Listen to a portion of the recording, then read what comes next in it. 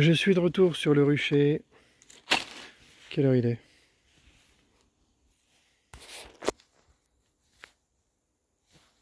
23h30. Donc le but cette fois c'est de fermer la ruche de façon hermétique. Je pense que le plancher grillagé, il y a des trous dedans, ce qui fait que les abeilles sont sorties. Puis je voulais pas les perdre, donc j'ai renoncé ce matin à l'emporter. Là cette fois je vais essayer de mettre la ruche dans le bac en plastique et que ce soit étanche en bas.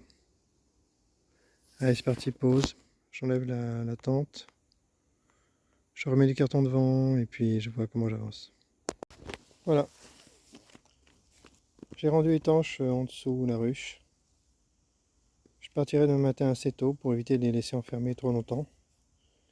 Et c'est tout pour ce soir. Allez, fin de cette vidéo. Alors, rucher de Montgeron, épisode suivant du déplacement de la colonie pour Richard. Bon, il pleut, donc ça va plutôt m'aider à ce que les abeilles sortent pas là. Voilà, je pense que... Ouais. Je pense que ça va, elles sont pas sorties. Je les entends bruisser, je les entends râler, donc ça veut dire que c'est bon. Je vais... L'abeille qui se noie là.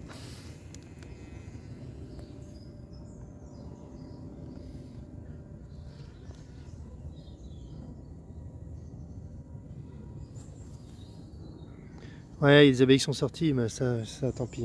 Il y a 2-3 abeilles qui sont sorties, tant pis. Tant pis, tant pis, tant pis, tant pis, tant pis. Je vais essayer de fermer là. Ouais, j'ai perdu les abeilles.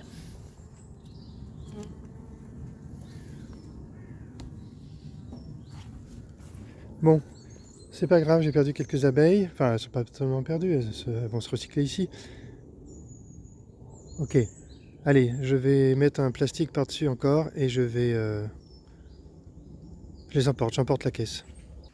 Voilà, la boîte est dans la voiture.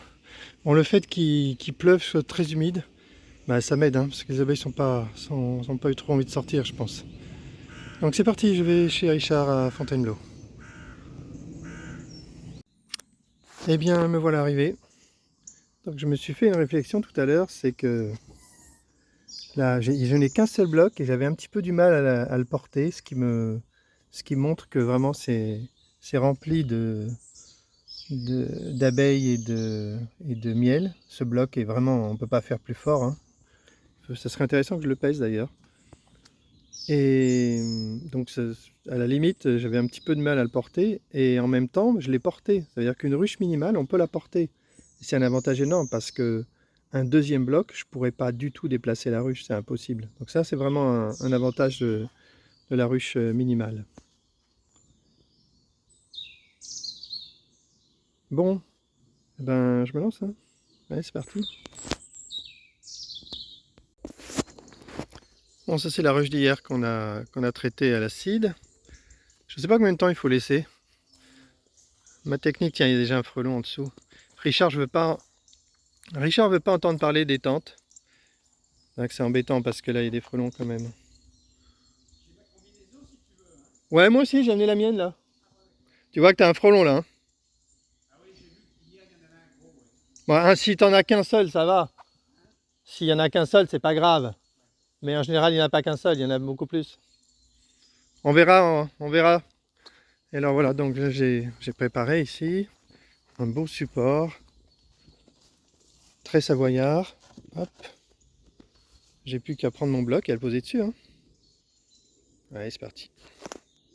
Et là le bloc.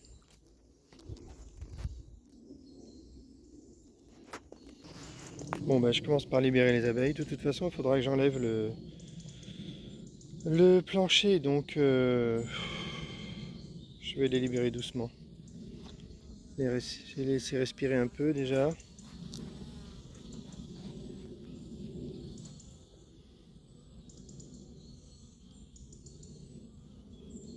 Ben oui, vous êtes à Fontainebleau. C'est la nature.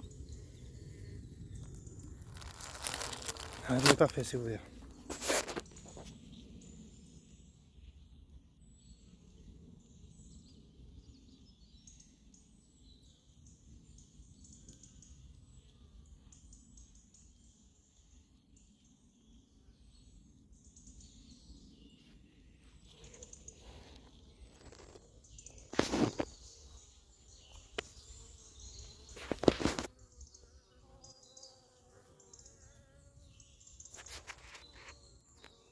J'ai un peu décollé le plancher, je vais retirer le bloc complètement.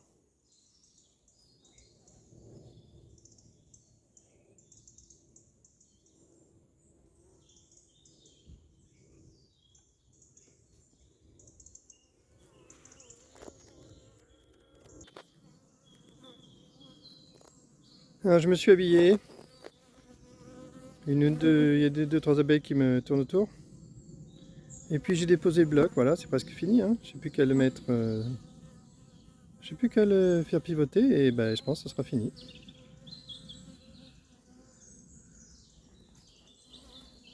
Là j'ai mon plancher grillagé en bas. Pour moi c'est fini les planchers grillagés. Je vais arrêter. Je vais arrêter les planchers grillagés et je vais arrêter les planches d'envol.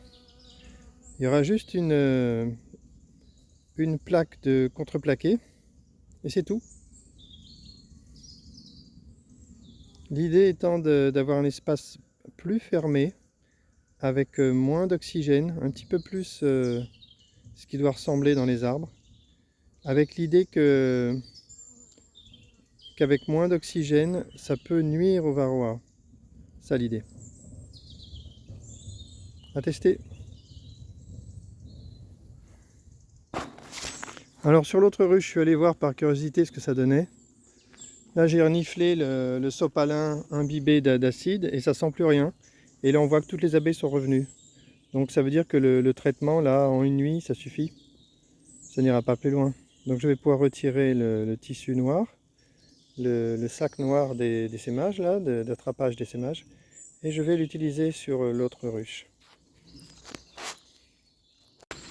De ce côté je viens de retirer le cadre pour faire le traitement et je suis super content quoi. On voit que c'est une colonie super forte.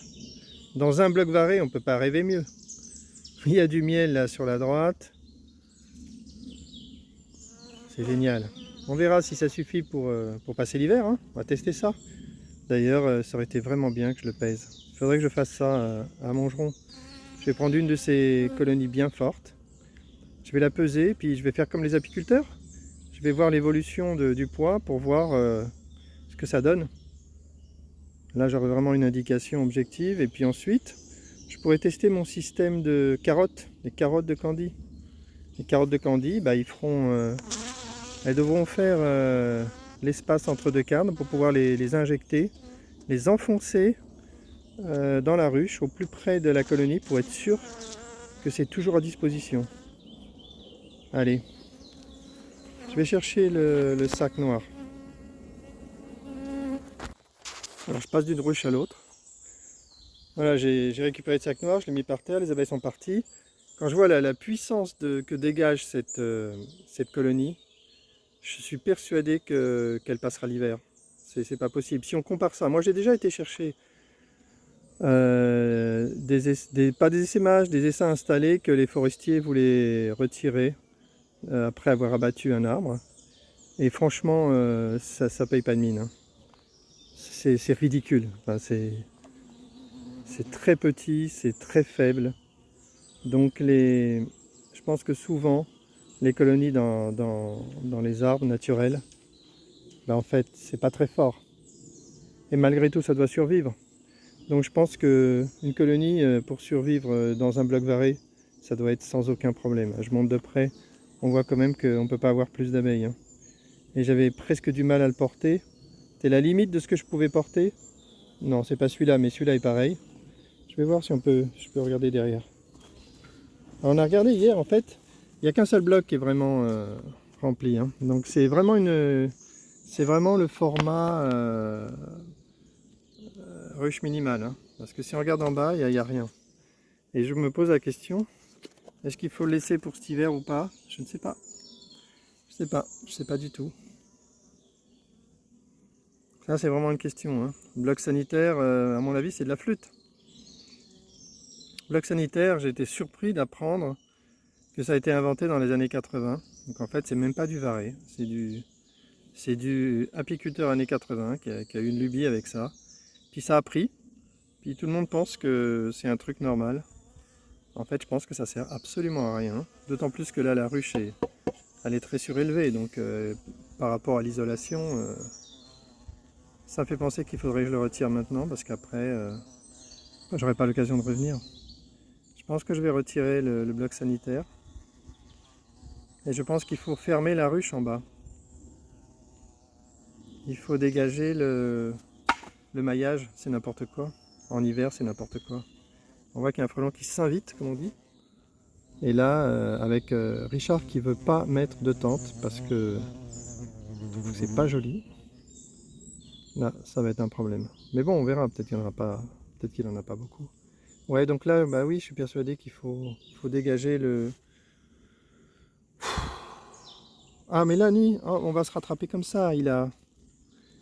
Lui, on peut mettre un truc là pour neutraliser le plancher grillagé. Mais moi, j'ai envie de retirer le bloc sanitaire. Le bloc sanitaire, bah, c'est un bloc entier qu'il faut chauffer. C'est absurde. C'est complètement absurde. Alors, c'est la mode en ce moment d'isoler les ruches. Et je trouve que c'est vraiment une bonne idée. Moi, je trouve que c'est une bonne idée au minimum de protéger contre le vent. Donc, mettre une bâche tout autour avec de la laine de verre à l'intérieur pour garantir une certaine aération, éviter la condensation, éviter l'humidité qui serait fatale.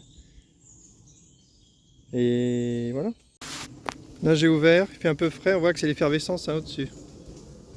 C'est incroyable, j'adore voir cette quantité d'abeilles. J'adore.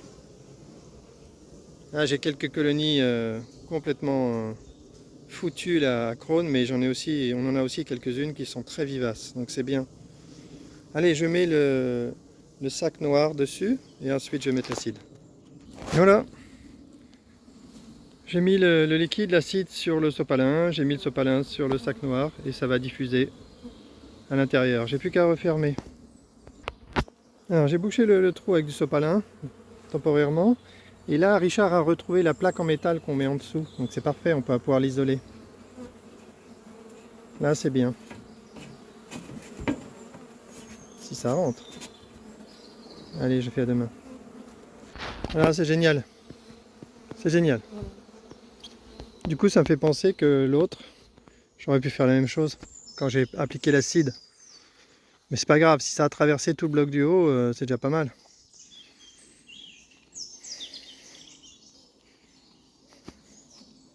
Ils sont calmés, hein.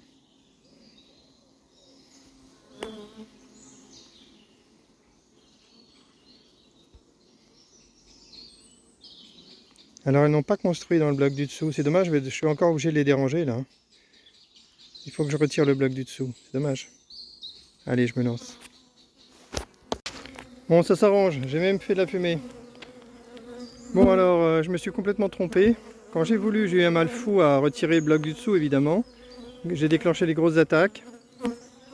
Finalement, je me suis décidé à faire la fumée pour me sauver un peu. Ça a marché. Ça a marché. Du coup, bah, j'ai remis le bloc en dessous. C'est horrible ce que j'ai fait. J'avais pas vu qu'en fait il était bâti et qu'il y avait plein d'abeilles dedans. Carrément, à travers la vitre, j'ai pas vu du tout. J'ai mal regardé. Donc du coup, bah, j'ai tout remis. J'ai plus qu'à... Là, j'ai intérêt de les calmer massivement parce que sinon, c'est horrible, hein. Là, l'attaque, c'est du sérieux. Donc, bah, je remets tout là. Je remets tout d'aplomb. J'enlève le bout de cire qu'il y a au-dessus. Puis ça va être terminé. Ouf. C'est pas tous les jours que je déclenche des attaques, hein. Vraiment, ça faisait super longtemps que j'avais pas fait ça. Là, c'est parce qu'on a la flemme de faire la fumée en fait, hein. Ça, c'est le truc qu'il faut pas faire, hein. Du coup, bah, ici, j'ai fait le traitement à l'acide. J'ai fait tout ce que je voulais, c'est bien. Là, le traitement à l'acide est en cours. Ici, j'ai remonté une ruche qui servira de ruche piège en avril prochain. Voilà, je ramène le matos et c'est bon. Allez, pause. Je referme la ruche. Celle-là. Cette fois, c'est bien terminé. On entend les abeilles qui me tournent autour, là, toujours fâchées après moi. Voilà, ruche magnifique. Un bloc et demi complètement rempli de miel et de tout ce qu'on veut, donc c'est génial. Ici, un bloc rempli, complètement rempli de miel, d'abeilles, de couvains, de tout ce qu'on veut, pour bien passer l'hiver. Ici, une ruche vide, et là, malheureusement, parce qu'on a mal géré notre truc, elle aurait dû être remplie avec tous les essaims que j'ai ramenés. J'ai récupéré une 60aine d'essaimages, au moins. Et franchement, ça m'aurait plu que ces 3 ruches soient remplies. Mais on a mal géré notre truc.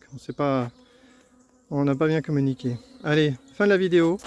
Donc c'était une vidéo sur plusieurs jours, sur 3 jours, qui consistait à offrir une ruche, une colonie au départ à Richard.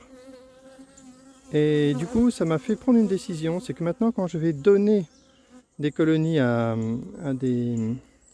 soit des complètement nouveaux, ou soit des anciens qui en ont besoin, et bien je ne le ferai pas en apportant la colonie, forcément, mais comme c'est compliqué, on n'arrive pas à avoir des rendez-vous, on décale, et finalement il y a au moins 2-3 personnes à qui j'ai pas apporté une ruche alors que je l'avais promise. Donc maintenant j'apporterai, comme j'ai fait là, un bloc rempli d'abeilles. C'est bien plus pratique. Ça c'est parce qu'on peut déplacer un bloc facilement. Bon, facilement entre guillemets, c'est lourd, mais c'est faisable, alors que 2 blocs c'est pas possible. Allez, on est à Fontainebleau. Ce rucher c'est pas mal. Il va falloir que j'essaie de convaincre Richard de mettre une tente anti-frelons ou deux, si jamais les frelons sont trop présents. Donc j'ai trouvé une idée, je vais lui proposer d'acheter du camouflage, du filet de camouflage, que j'avais prévu aussi éventuellement proposer en option sur Apicrone, pour les gens qui supportent pas le blanc. En général, les apiculteurs n'aiment pas le blanc quand ils essaient de cacher leur rucher. Et du coup, le blanc, ça, il dit, ça fait phare, pas possible. Donc, je vais faire des recherches dans ce sens-là. Allez, les abeilles sont furax, elles me tournent autour, mais elles me piquent pas. Hein. Elles essaient de m'intimider seulement. Allez, fin de la vidéo.